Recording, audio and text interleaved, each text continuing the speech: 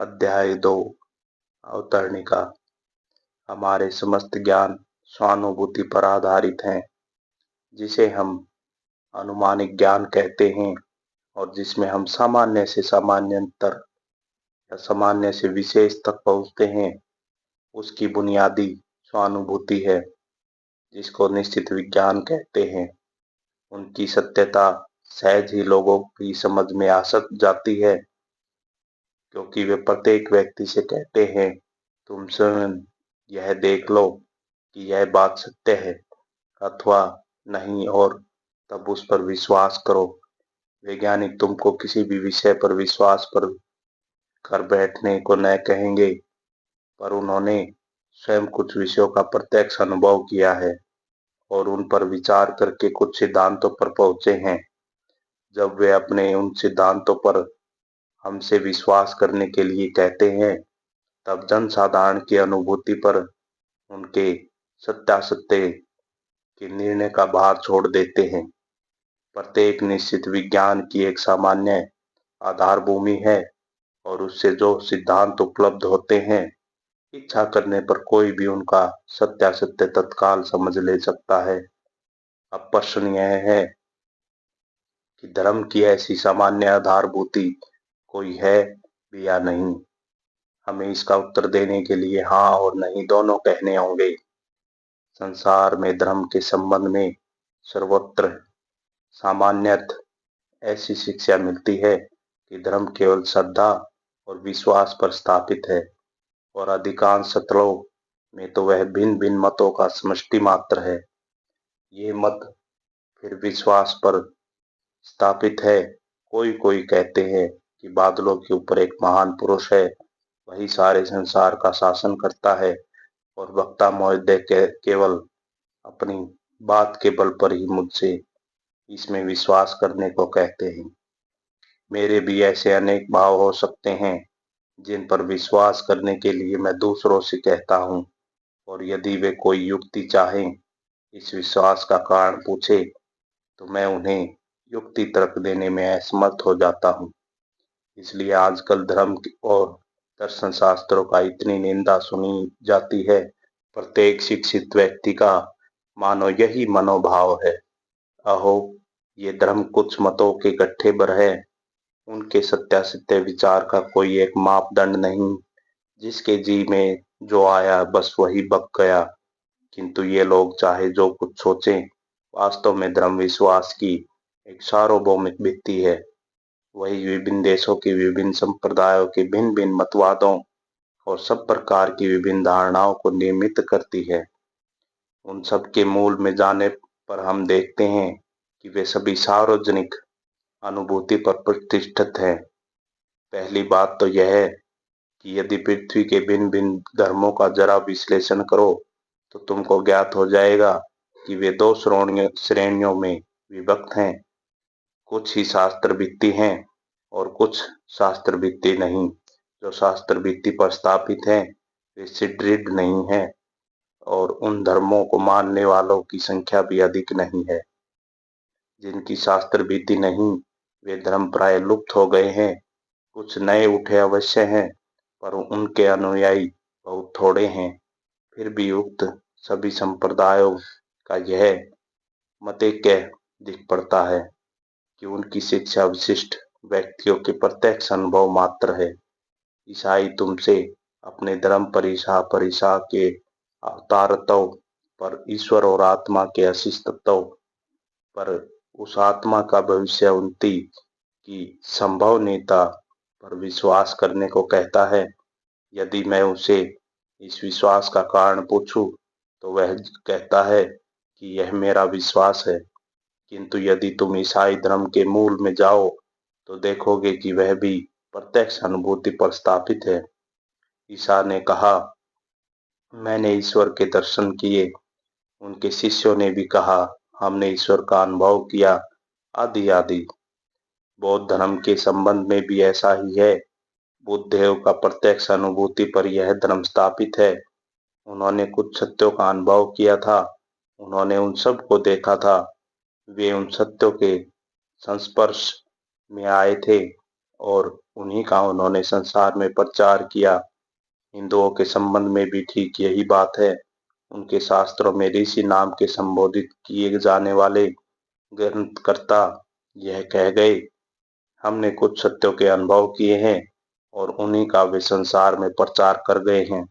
अतः यह स्पष्ट है कि संसार के समस्त धर्म उस प्रत्यक्ष अनुभव पर स्थापित है जो ज्ञान की सार्वभौमिक और सुदृढ़ भित्ति है। सभी धर्माचार्यों ने ईश्वर को देखा था, उन सभी ने आत्म दर्शन किया था, अपने अपने अनंत स्वरूप का ज्ञान सभी को हुआ था, सब ने अपनी भविष्य अवस्था देखी थी और जो कुछ उन्होंने देखा था उसी का वे प्रचार कर गए। भेद इतना ही है कि इनमें से अधिकांश धर्मों में विशेषतः आजकल एक अद्भुत दावा हमारे सामने उपस्थित होता है और वह यह है कि इस समय में अनुभूतियां असंभव हैं। जो धर्म के प्रथम संस्थापक थे, बाद में जिनके नाम से उस धर्म का प्रवर्तन और प्रचलन हुआ, ऐसे केवल थोड़े व्यक्तियों के लिए यह ऐसा प्रत्यक्ष अनुभव संभव हुआ था। अब ऐसे अनुभव के कोई एक रास्ता नहीं रहा, फलत अब धर्म पर विश्वास भर कर लेना होगा। इस बात को पूरी शक्ति से अस्वीकृत करता हूँ। यदि संसार में किसी प्रकार के विज्ञान की किसी विषय की किसी ने कभी प्रत्यक्ष उपलब्धि की, तो इससे इस सार्वभौमिक सिद्धांत पर पहुंचा जा सकता है कि पहले भी कोटि कोटि बार उसकी उपलब्धि की संभावना थी और भविष्य में भी अनंत काल तक उसकी उपलब्धि की संभावना बनी रहेगी। एक रूपता ही प्रकृति का भी एक बड़ा नियम है। एक बार जो घटित हुआ वह पुनः घटित हो सकता है। इसलिए योग विद्या के आचार्यगण कहते हैं कि धर्म पूर्वकालीन अनुभव पर केवल स्थापित ही नहीं, वरन इन अनुभव से स्वयं संपन्न हुए बिना कोई भी धर्म नहीं हो सकता। जिस विद्या के द्वारा यह अनुभव प्राप्त होते हैं उसका नाम है योग। धर्म के सत्यों का जब तक कोई अनुभव नहीं कर लेता, तब तक धर्म की बात करना ही वृथा है। भगवान के नाम पर इतनी लड़ाई विरोध और झगड़ा क्यों? भगवान के नाम पर जितना खून बहा है उतना और किसी कारण से नहीं। ऐसा क्यों? इसलिए कि कोई भी व्यक्ति मूल तक नहीं गया। सब लोग पूर्वजों के कुछ आचारों का अनुमोदन करके ही संतुष्ट थे। वे चाहते थे कि दूसरे भी वैसा ही करे। जिन्हें आत्मा की अनुभूति या ईश्वर साक्षात्कार न हुआ हो, उन्हें यह कहने की क्या अधिकार है कि आत्मा या ईश्वर है? यदि ईश्वर हो तो उसका साक्षात्कार करना होगा। यदि आत्मा नामक कोई चीज हो तो उसकी उपलब्धि करनी होगी, अन्यथा विश्वास न करना ही भला। ढोंगी होने से स्पष्टवादी नास्तिक होना अच्छा है। एक और आजकल के विद्वान कहलाने वाले मनुष्यों के मन में यह भाव है कि धर्म दर्शन और एक परम पुरुष का अनुसंधान यह सब निष्फल है, और दूसरी ओर जो अर्ध शिक्षित है उनका मनोभाव ऐसा जान पड़ता है कि धर्म दर्शन आदि के वास्तव में कोई बुनियाद नहीं। उनकी इतनी ही उपयोगिता है कि वे संसार के मंगल साधन की बलशाली प्रेरक शक्तियां हैं। यदि लोगों का ईश्वर की सत्ता में विश्वास रहेगा तो वे सत्य और नीति परायण बनेंगे और इसलिए अच्छे नागरिक होंगे। जिनके ऐसे मनोभाव हैं, इसके लिए उनको दोष नहीं दिया जा सकता, क्योंकि वे धर्म के संबंध में जो शिक्षा पाते हैं वह केवल सार शून्य, अर्थहीन, अनंत शब्द समष्टि पर विश्वास मात्र है। उन लोगों से शब्दों पर विश्वास करके रहने के लिए कहा जाता है। ऐसा कोई कभी कर सकता है? यदि मनुष्य द्वारा यह संभव होता तो मानव प्रकृति पर मेरी तिल मात्र श्रद्धा न रहती। मनुष्य चाहता है सत्य, वह सत्य एवं स्वयं अनुभव करना चाहता है, और जब वह सत्य की धारणा कर लेता है, सत्य का साक्षात्कार कर लेता है, हृदय के अंतरम प्रदेश में उसका अनुभव कर लेता है, वेद कहते हैं तभी उसके सारे संदेह दूर होते हैं, सारा तमोजाल छिन्न भिन्न हो जाता है और सारी वक्रता सीधी हो जाती है। हे अमृत के पुत्रों, हे दिव्य धाम निवासियों, सुनो, मैंने अज्ञानधकार से आलोक में जाने का रास्ता पा लिया है। जो समस्त अंग के पार है, उसको जानने पर भी ही जाया जा सकता है। मुक्ति का और कोई दूसरा उपाय नहीं।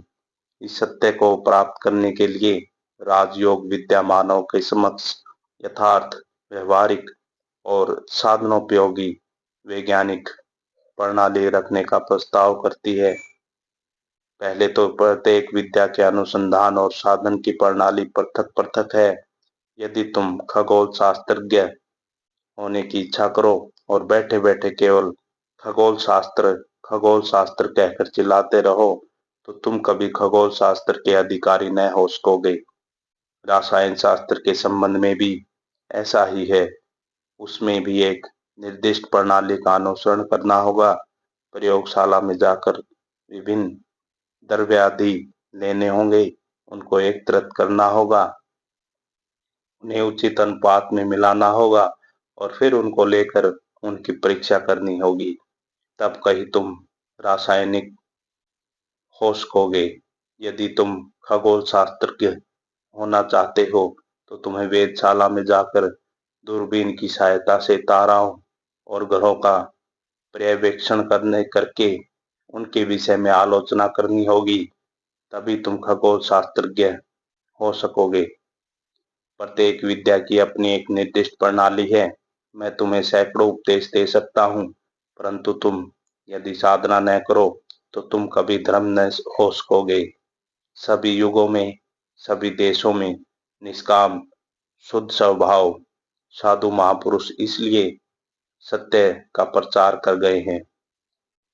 संसार का हित छोड़कर अन्य कोई कामना उनमें नहीं थी।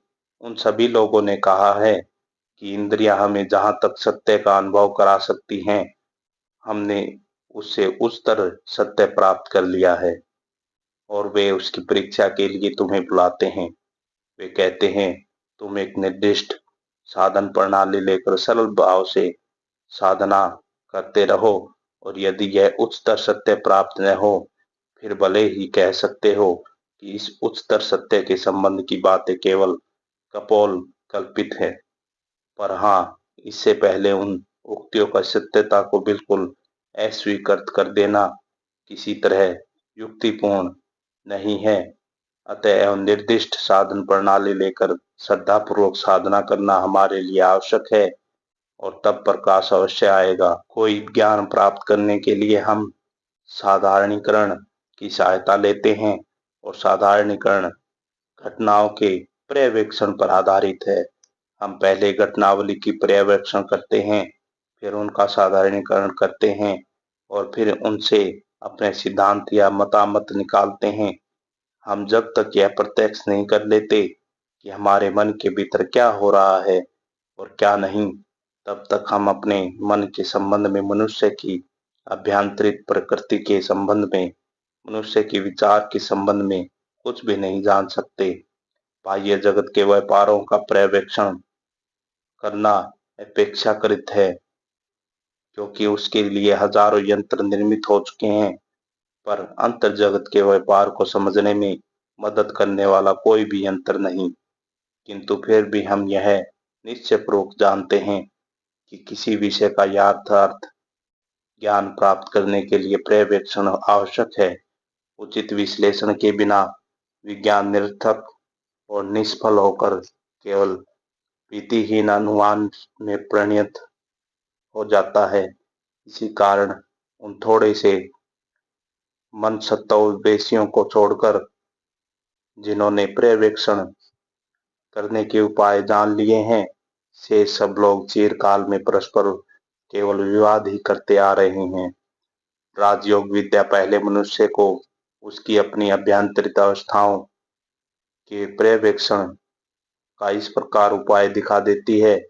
मन ही उस पर्यवेक्षण का यंत्र है।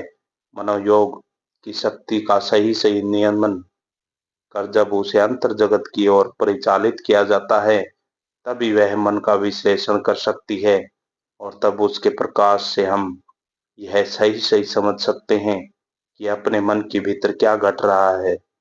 मन की शक्तियां इधर उधर बिखरी हुई प्रकाश की किरणों के समान है।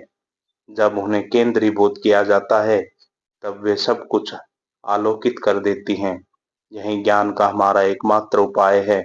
बाह्य जगत में हो अथवा अंतर जगत में, लोग इसी को काम में ला रहे हैं। पर वैज्ञानिक जिस सूक्ष्म पर्यवेक्षण शक्ति का प्रयोग बाह्य जगत में करता है, मन सत्वता वैसी उसी का मन पर करते हैं। इसके लिए काफी अभ्यास आवश्यक है। बचपन से हमने केवल बाहरी वस्तुओं पर मनोनिवेश करना सीखा है, अंतर जगत में मनोनिवेश करने की शिक्षा नहीं पाई। इसी कारण हम में ये अधिकांश अभ्यंतरिका क्रियाविधि की निरीक्षण शक्ति खो बैठे हैं। मन को अंतर्मुखी करना, उसकी बहिर्मुखी गति को रोकना, उसकी समस्त शक्तियों को केंद्रीभूत पर उस मन के ही ऊपर उनका प्रयोग करना, ताकि वह अपना स्वभाव समझ सके, अपने आप को विश्लेषण करके देख सके, एक अत्यंत कठिन कार्य है। पर इस विषय में वैज्ञानिक प्रथा के अनुसार अग्रसर होने के लिए यही एकमात्र उपाय है। इस तरह के ज्ञान की उपयोगिता क्या है? पहले तो ज्ञान स्वयं ज्ञान का सर्वोच्च पुरस्कार है। दूसरे, इसकी उपयोगिता भी है। यह हमारे समस्त दुखों का हरण करेगा। जब मनुष्य अपने मन का विश्लेषण करते करते ऐसी एक वस्तु के साक्षात दर्शन कर लेता है जिसका किसी काल में नाश नहीं, जो स्वरूपत नित्यपूर्ण और नित्य शुद्ध है, तब उसको फिर दुख नहीं रह जाता। उसका सारा विषाद न जाने कहाँ गायब हो जाता है। भय और अपूर्ण वासना ही समस्त दुखों का मूल है। पूर्वोक्त अवस्था के प्राप्त होने पर मनुष्य समझ जाता है कि उसकी मृत्यु किसी काल में नहीं है। तब उसे फिर मृत्यु भय नहीं रह जाता। अपने को पूर्ण समझ सकने पर आसार वासनाएं फिर नहीं रहती। पूर्वोक्त कारण ध्येय का अभाव हो जाने पर फिर कोई दुख नहीं रह जाता। उसकी जगह इसी देह में परमानंद की प्राप्ति हो जाती है। इस ज्ञान की प्राप्ति के लिए एकमात्र उपाय है एकाग्रता। रसायनविद अपनी प्रयोगशाला में जाकर अपने मन की समस्त शक्तियों को केंद्रीभूत करके जिन वस्तुओं का विश्लेषण करता है उन पर प्रयोग करता है और इस प्रकार वह उनके रहस्य जान लेता है। खगोल शास्त्रज्ञ अपने मन की समस्त शक्तियों को एकत्र करके दूरबीन के भीतर से आकाश में प्रक्षेपित करता है और बस त्यों ही सूर्य, चंद्र और तारागण अपने अपने रहस्य उसके निकट खोल देते हैं। मैं जिस विषय पर बातचीत कर रहा हूँ उस विषय में जितना मनोनिवेश कर सकूंगा उतना ही उस विषय पर गुण तत्व तुम लोगों के निकट प्रकट कर सकूंगा। तुम लोग मेरी बात सुन रहे हो। तुम लोग जितना इस विषय के मनोविनिवेश करोगे उतनी ही मेरी बात का स्पष्ट रूप से धारण कर सकोगे। मन की शक्तियों को एकाग्र करके अन्य किसी तरह संसार में समस्त ज्ञान उपलब्ध हुए हैं। यदि प्रकृति के द्वार को कैसे खटखटाना चाहिए, उस पर कैसे आघात देना चाहिए, केवल यह ज्ञात हो गया तो बस प्रकृति अपना सारा रहस्य खोल देती है। इस आघात की शक्ति और तीव्रता एकाग्रता से ही आती है। मानव मन की शक्ति की कोई सीमा नहीं। वह जितना ही एकाग्र होता है उतनी ही उसकी शक्ति एक लक्ष्य पर केंद्रित होती है। यही रहस्य है। मन को बाहरी विषय पर स्थिर करना अपेक्षाकृत सहज है। मन स्वभावत बहिर्मुखी, किंतु धर्म, मनोविज्ञान और दर्शन के विषय में ऐसा नहीं है। यहाँ तो ज्ञाता और ज्ञेय एक हैं। वहाँ प्रेम में एक अंदर की वस्तु है। मन ही यहाँ प्रेम में मन सत्व का अन्वेषण करना ही यहाँ प्रयोजन है और मन ही मन सत्व के अन्वेषण की करता है। हमें मालूम है कि मन की ऐसी स्थिति शक्ति है जिससे वह अपने अंदर जो कुछ हो रहा है उसे देख सकता है। इसको अंत पर्यवेक्षण शक्ति कह सकते हैं। मैं तुमसे बातचीत कर रहा हूँ, फिर साथ में ही मानो एक और व्यक्ति होकर बाहर खड़ा हूँ और जो कुछ कह रहा हूँ वह जान सुन रहा हूँ। तुम एक ही समय काम और चिंतन दोनों कर रहे हो, परंतु तुम्हारे मन का एक और अंश मानो बाहर खड़े होकर तुम जो कुछ चिंतन कर रहे हो उसे देख रहा है। मन की समस्त शक्तियों को एकत्र करके मन पर ही उनका प्रयोग करना होगा। जैसे सूर्य की तीक्ष्ण किरणों के सामने घने अंधकार में स्थान भी अपने गुप्त तथ्य खोल देते हैं, उसी तरह एक एकाग्र मन अपने सब अंतर में रहस्य प्रकाशित कर देगा। तब हम विश्वास की सच्ची बुनियादी पर पहुंचेंगे, तभी हमको सही सही धर्म प्राप्ति होगी और तभी आत्मा है या नहीं जीवन केवल इस सामान्य जीवन काल तक ही सीमित है अथवा अनंत काल व्यापी है और संसार में कोई ईश्वर है या नहीं यह सब हम स्वयं देख सकेंगे। सब कुछ हमारे ज्ञान चक्षुओं के सामने उद्भासित हो उठेगा। राजयोग हमें यही शिक्षा देना चाहता है कि इसमें जितने उपदेश हैं उन सब का उद्देश्य प्रथमत मन की एकाग्रता का साधन है। इसके बाद है उसके गंभीरतम प्रदेश में कितने प्रकार के भिन्न भिन्न कार्य हो रहे हैं उनका ज्ञान प्राप्त करना और तत्पश्चात उनमें साधारण सत्यों को निकालकर उनसे अपने एक सिद्धांत पर उपनीत होना। इसलिए राजयोग की शिक्षा किसी धर्म विशेष पर आधारित नहीं है। तुम्हारा धर्म चाहे जो हो, तुम चाहे आस्तिक हो या नास्तिक, यहूदी या बौद्ध या ईसाई, इसे कुछ बनता बिगड़ता नहीं। तो मनुष्य हो, बस यही पर्याप्त है। प्रत्येक मनुष्य के धर्म तत्व का अनुसंधान करने की शक्ति है, उसे उसका अधिकार है। प्रत्येक व्यक्ति का किसी भी विषय से क्यों न हो कारण पूछने का अधिकार है और उसमें ऐसी शक्ति भी है कि वह अपने भीतर से ही उन प्रश्नों के उत्तर पा सके। पर हाँ, उसे उसके लिए कुछ कष्ट उठाना पड़ेगा। अब तक हमने देखा इस राजयोग की साधना में किसी प्रकार के विश्वास की आवश्यकता नहीं। जब तक कोई बात स्वयं प्रत्यक्ष न कर सके तब तक उस पर विश्वास न कर सको। राजयोग यही शिक्षा देता है कि सत्य को प्रतिष्ठित करने के लिए अन्य किसी सहायता की आवश्यकता नहीं।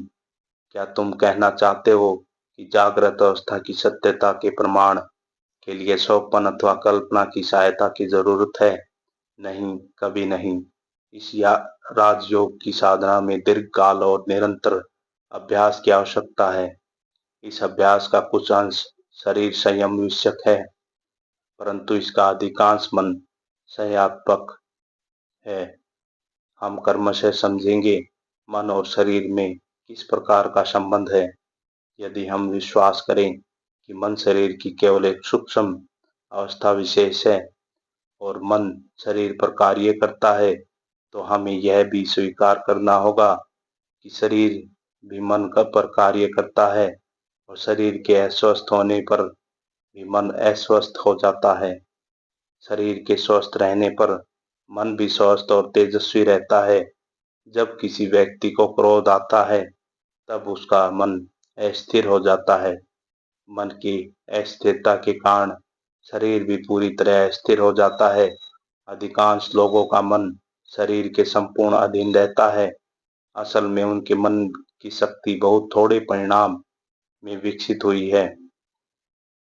अधिकांश मनुष्य पशु से बहुत थोड़े ही उन्नत हैं, क्योंकि अधिकांश शत्रुओं में तो उनकी संयम की शक्ति पशु पक्षियों की शक्ति से कोई विशेष अधिक नहीं।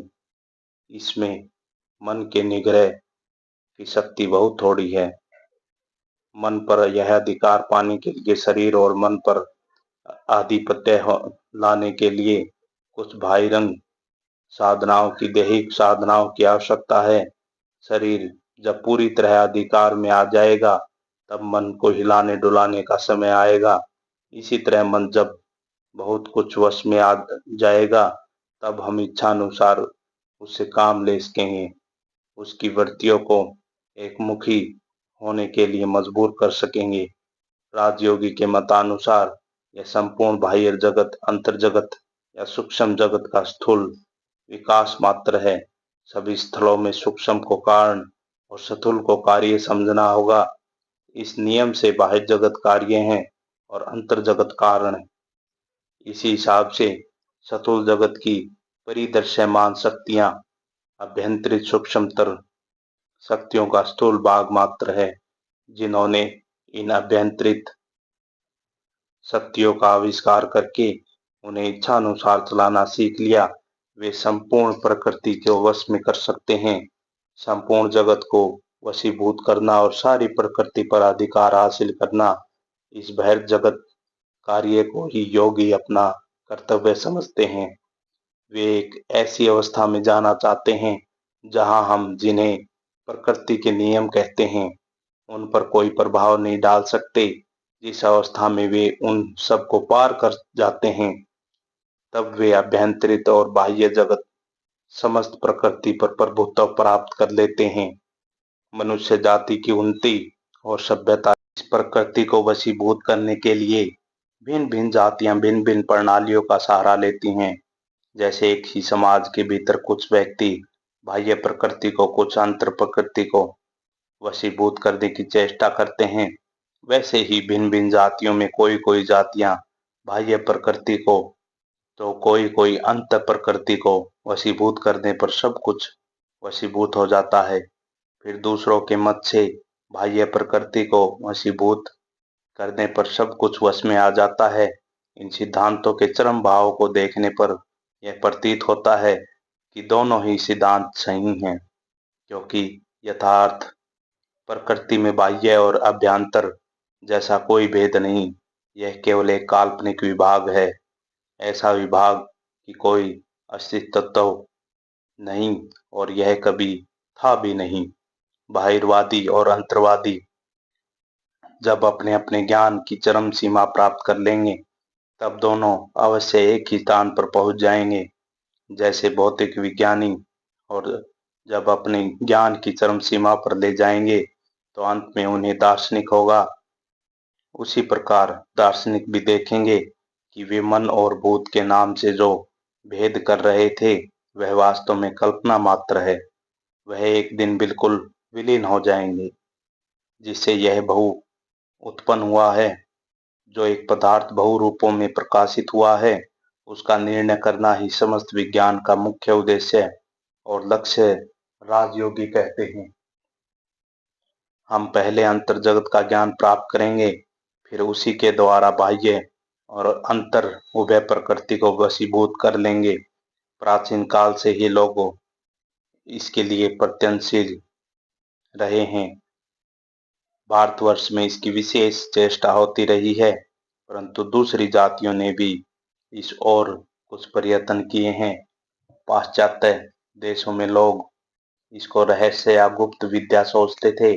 जो लोग इसका अभ्यास करने जाते थे उन पर अघोरी, जादूगर, इंद्रजालिक आदि अपवाद लगाकर उन्हें जला दिया अथवा मार डाला जाता था।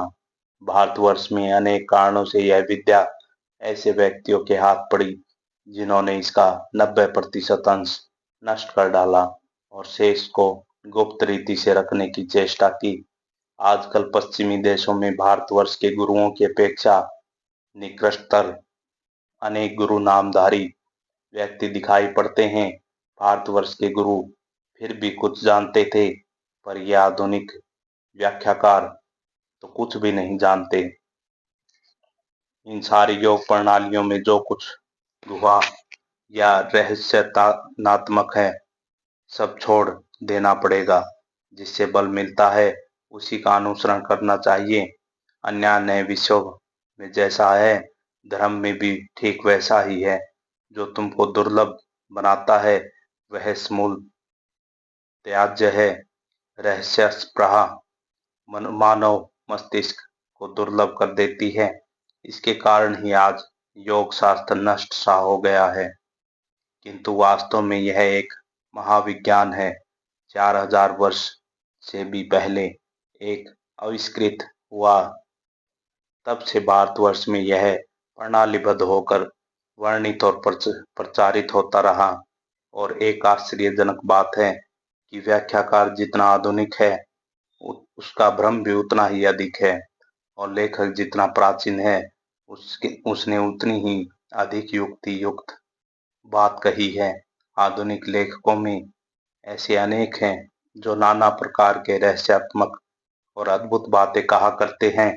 इस प्रकार जिनके हाथ यह शास्त्र पड़ा, उन्होंने समस्त शक्तियां अपने अधिकार में कर रखने की इच्छा से इसको महागोपनीय बना डाला और युक्ति रूप प्रभाकर का पूर्ण आलोक इस पर नहीं पड़ने दिया। मैं पहले ही कह देना चाहता हूं कि मैं जो कुछ प्रचार कर रहा हूं उसमें गुहा नामक कोई चीज नहीं है। मैं जो कुछ थोड़ा सा जानता हूं वही तुमसे कहूंगा। जहां तक यह युक्ति में समझाया जा सकता है वहां तक समझाने की कोशिश करूंगा, परंतु मैं जो नहीं समझ सकता उसके बारे में मैं कह दूंगा। शास्त्र का कथन है, अंधविश्वास करना ठीक नहीं, अपनी विचार शक्ति को युक्ति काम में लानी होगी। यह प्रत्यक्ष करके देखना होगा कि शास्त्र में जो कुछ लिखा है वह सत्य है या नहीं। भौतिक विज्ञान तुम जिस ढंग से सीखते हो ठीक उसी ढंग से यह धर्म विज्ञान भी सीखना होगा। इसमें गुप्त रखने की कोई बात नहीं, किसी विपरीत की भी आशंका नहीं।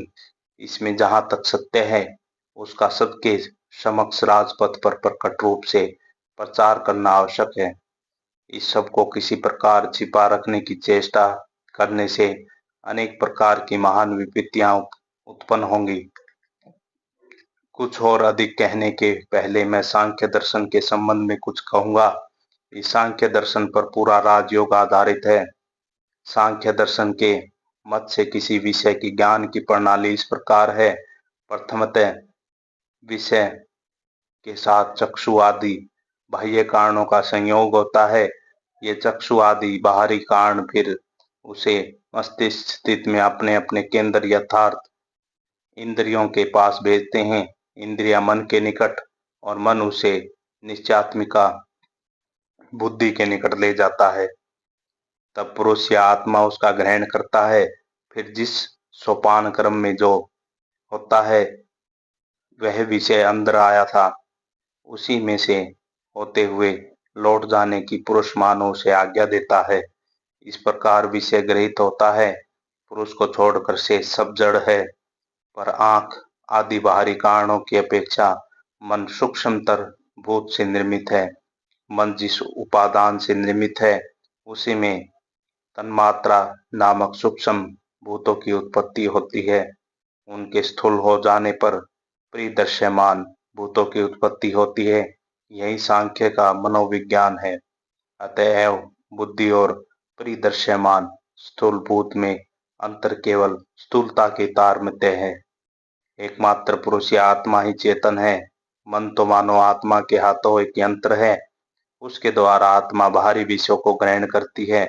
मन परिवर्तनशील है, इधर से उधर दौड़ता रहता है, कभी सभी इंद्रियों में लगा रहता है तो कभी एक से और कभी किसी भी इंद्रिय से संलग्न नहीं रहता।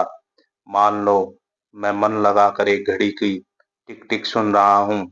ऐसी दशा में आंखें खुली रहने पर भी मैं कुछ देख न। इससे स्पष्ट समझ में आ जाता है कि मन जब श्रवण नेन्द्रिय से लगा था तो दर्शन नेन्द्रिय से उसका संयोग न था, पर पूर्णता प्राप्त मन सभी इंद्रियों से एक साथ लगाया जा सकता है। उसकी अंतर्दृष्टि की शक्ति है जिसके बल से मनुष्य अपने अंतर में सबसे गहरे प्रदेश तक नजर डाल सकता है। इस अंतर्दृष्टि का विकास साधना ही योगी का उद्देश्य है। मन की समस्त शक्तियों को एकत्र करके भीतर की ओर मोड़कर वे जानना चाहते हैं कि भीतर क्या हो रहा है। इसमें केवल विश्वास की कोई बात नहीं, यह तो दार्शनिकों के मन तत्व विश्लेषण का फल मात्र है। आधुनिक शरीर विज्ञानीवत का कथन है कि आंखें यथार्थ दर्शनेंद्रिय नहीं है। वह इंद्रियां तो मस्तिष्क के अंतर्गत स्नायु केंद्र में अवस्थित हैं और समस्त इंद्रियों के संबंध में ठीक ऐसा ही समझना चाहिए। उनका यह भी कहना है कि मस्तिष्क जिस पदार्थ से निर्मित है, ये केंद्र भी ठीक उसी पदार्थ से बने हैं। सांख्य भी ऐसा ही कहता है। अंतर यह है कि सांख्य के सिद्धांत मन तत्व पर आधारित है और वैज्ञानिकों की भौतिकता पर। फिर भी दोनों एक ही बात है। हमारे शोध के क्षेत्र इन दोनों के परे हैं। योगी प्रयत्न करते हैं कि वे अपने को ऐसा सूक्ष्म अनुभूति संपन्न कर लें जिससे वे विभिन्न मानसिक अवस्थाओं को प्रत्यक्ष कर सकें। समस्त मानसिक प्रक्रियाओं को पृथक पृथक रूप से मानस प्रत्यक्ष करना आवश्यक है। इंद्रिय गोलकों पर विषयों का आघात होते ही उससे उत्पन्न हुई संवेदनाएं उस कण तक सहायता से किस तरह स्नायु में से होती हैं। मन किस प्रकार उनको ग्रहण करता है, किस प्रकार फिर से निश्चयात्मिकता बुद्धि के पास जाती है, तत्पश्चात किस प्रकार वह पुरुष के पास उन्हें पहुंचाता है। इन व्यापारों को पृथक पृथक रूप से देखना होगा। प्रत्येक विषय की शिक्षा की अपनी एक निर्दिष्ट प्रणाली है। कोई भी विज्ञान क्यों न सीखो, पहले अपने आप को उसके लिए तैयार करना होगा, फिर एक निर्दिष्ट प्रणाली का अनुसरण करना होगा। इसके अतिरिक्त उस विज्ञान के सिद्धांतों को समझने का कोई दूसरा उपाय नहीं है। राजयोग के संबंध में ठीक ऐसा ही है। भोजन के संबंध में कुछ नियम आवश्यक हैं जिससे मन खूब पवित्र रहे। ऐसा भोजन करना चाहिए कि तुम यदि किसी अजायब घर में जाओ तो भोजन के साथ जीव का क्या संबंध है, यह भली भांति समझ में आ जाएगा। हाथी बड़ा भारी प्राणी है, परंतु उसकी प्रवृत्ति बड़ी शांत है, और यदि तुम सिंह या बाघ के पिंजरे की ओर जाओगे तो देखोगे वे बड़े चंचल हैं। इससे समझ में आ जाता है कि आहार का तारतम्य कितना भयानक परिवर्तन कर देता है। हमारे शरीर के अंदर जितनी शक्तियां कार्यशील हैं वे आहार से पैदा हुई हैं, और यह हम प्रतिदिन प्रत्यक्ष देखते हैं। यदि तुम उपवास करना आरंभ कर दो तो तुम्हारा शरीर दुर्बल हो जाएगा, दैहिक शक्तियों का ह्रास हो जाएगा और कुछ दिनों बाद मानसिक शक्तियां भी क्षीण हो लगेगी। पहले समर्थी शक्ति आ जाती रहेगी, फिर ऐसा एक समय आएगा कि जब सोचने के लिए सामर्थ्य न रह जाएगी। किसी विषय पर गंभीर रूप से विचार करना तो दूर की बात रहेगी। इसलिए साधना की पहली अवस्था में भोजन के संबंध में विशेष ध्यान रखना होगा। फिर बाद में साधना में विशेष प्रगति हो जाने पर उतना सावधान न रहने से भी चलेगा। जब तक पौधा छोटा रहता है तब तक उसे घेर कर रखते हैं, नहीं तो जानवर उसे चढ़ जाए। उसके बड़े वृक्ष हो जाने पर घेरा निकाल दिया जाता है, तब वह सारे आघात झेलने के लिए पर्याप्त समर्थ है। योगी को अधिक विलास और कठोरता दोनों ही त्याग देने चाहिए। उनके लिए उपवास करना या देह को किसी प्रकार का कष्ट देना उचित नहीं। गीता कहती है, जो अपने को अनर्थक क्लेश देते हैं वे कभी योगी नहीं हो सकते। अति भोजनकारी, उपवासशील, अधिक जागरणशील, अधिक निर्धालु, अत्यंत कर्मी अथवा बिल्कुल आलसी, इनमें से कोई भी योगी नहीं हो सकता।